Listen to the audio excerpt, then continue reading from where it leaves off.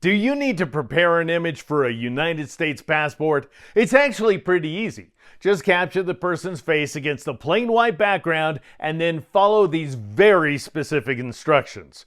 Now, I don't need to say this part, but I will. I'm just showing you how it's done. It's up to you to get things right. All right, now, of course, I want to make things perfectly clear. I'm recording this video in the year 2024. If the current year is somewhere near that, these rules don't change very often, so you're probably fine. If it's farther along, well, it's really up to you to check the rules. And so where you go is travel.state.gov. And this is once again for U.S. citizens only. Notice these instructions renew by mail here at travel.state.gov.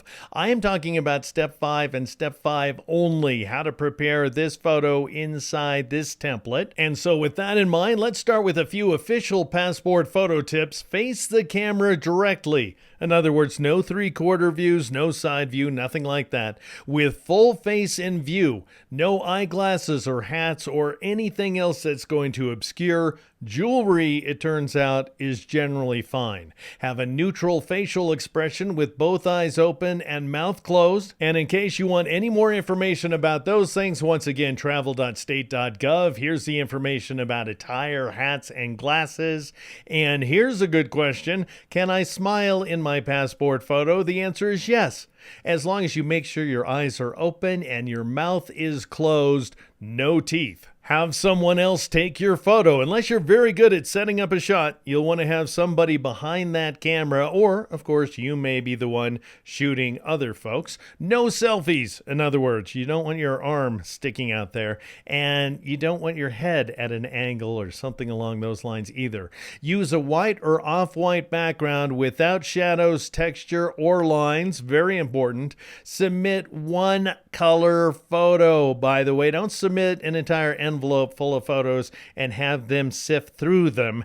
They're not going to do that. Make sure to print this one photo on glossy or matte photo quality paper. So you want to use a good quality inkjet printer, and you want to make sure all the inks are working. By the way, no clogging whatsoever, and you want to be working with the best paper that is provided by your printer manufacturer. So check out that manual or that website for more information. Do not change your photo using computer software.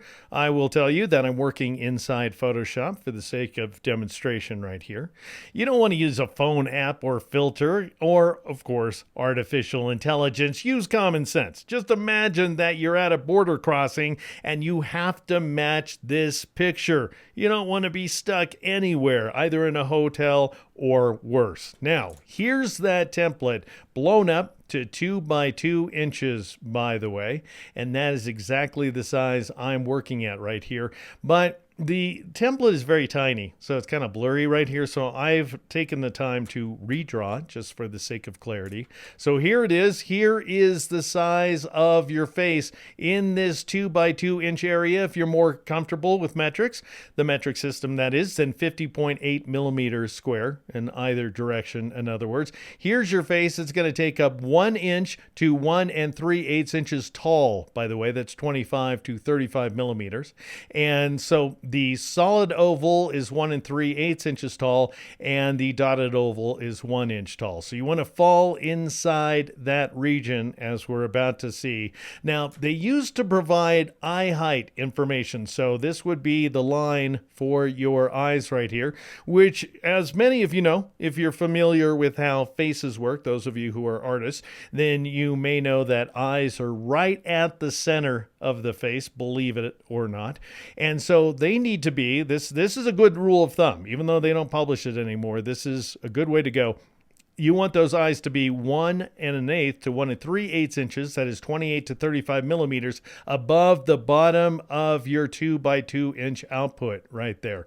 This green line represents the center of the ovals, both the solid oval and the dotted one. The cyan lines represent that range that I'm telling you about right there, 1 by 1 1/8, that is, to 1 3/8 inches. All right, let's see some approved photos. These are photos from that website, travel.state.gov. travel.state.gov once again. And you can see that this gentleman does fall inside the region. So you want to make sure that the outline of your face falls between the solid and the dotted ovals right here. And his eyes fall in the right place as well. Don't worry about the neck. Real quick, do you want that layered template document along with advice on exactly how to use it in Photoshop? Then join my Patreon, which is patreon.com/DeekNow. And now back to that perfect passport photo. Notice his neck doesn't match at all. Of course it doesn't. Our neck to head ratios are all very, very different. So don't pay no never mind to that. You'd have to be extremely thin in order to make that neck work. And so at any rate, he falls inside this. So he is exemplar, and so is she, by the way. So notice everything is falling inside that range. Her hair is tucked back so as not to cover her face. You generally want to wear your hair the way you wear it, but you don't want it to be covering up your eyes in particular or any other facial detail. You can cover your ears a little bit. Notice she is wearing earrings and a necklace. So jewelry is just fine as long as it's not covering up any facial features. We have this woman. She's got hair, as you can see, but it's not covering up her eyes. It's very important. Her chin falls below the dotted outline right here, and her forehead or the top of her head is above. So she falls inside the range once again. As long as the top and the bottom, the top of your head and the bottom of your chin fall inside that range, then the sides will fall inside the range as well. We all have pretty similar ratios where our heads are concerned. Let's take a look at this guy. He also is absolutely perfect because his chin falls in the range. The top of his head falls inside the range as well. His hair is outside of the solid oval. That's okay. If your hair goes above and beyond, that is totally all right as long as it's not obscuring any of your facial features. He's not cleanly shaved necessarily either. That's fine. 5 o'clock shadow. His tie his collar's not buttoned. That's all totally acceptable. It's all about your face. Now, this little girl right here, she is violating a rule. She is smiling with her teeth exposed. Now, she's a kid, though, so probably get away with that. But if you're an adult, I wouldn't advise it. Her head is falling inside the range, of course. Her eyes are low, but that doesn't seem to be an issue. This is an approved photo, by the way. So this eye stuff is just, FYI, if you will. And then her eyes, this final example right here, her eyes are very low in a frame. So her chin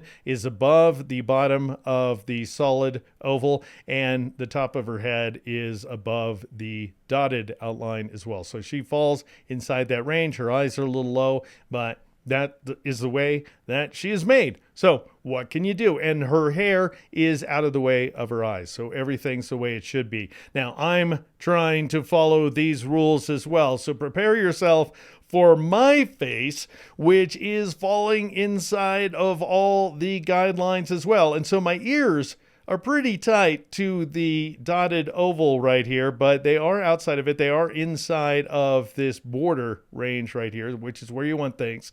My beard is fine because that's part of me, right? I didn't retouch anything in my face. This is the way I am built as well. I am not clean shaven at all, as you can see here, but everything is falling inside that range. My hair might be going higher if I had more hair. Now, of course, I would not be providing this as the actual photo. I don't want all this stuff in front of my face.